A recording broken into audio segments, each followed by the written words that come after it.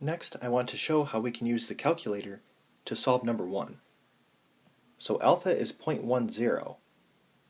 I'm going to enter in the observed table into matrix A and make sure not to include the totals. And then I'm going to do the chi-square test.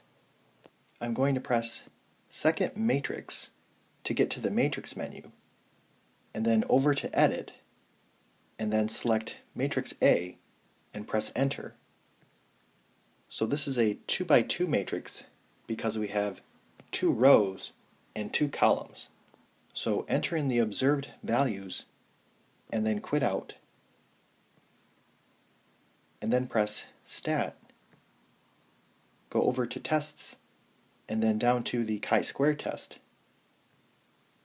So the observed is matrix A, the expected is matrix B, and we can press calculate.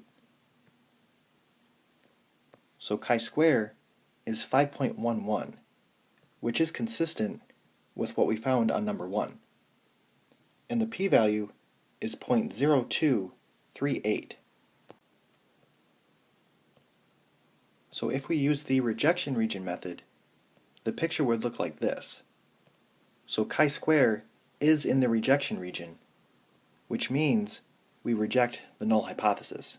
And this is consistent with what we found on number 1. If we use the p-value method, our picture looks like this, and the p-value is less than alpha. So again, we would reject the null hypothesis.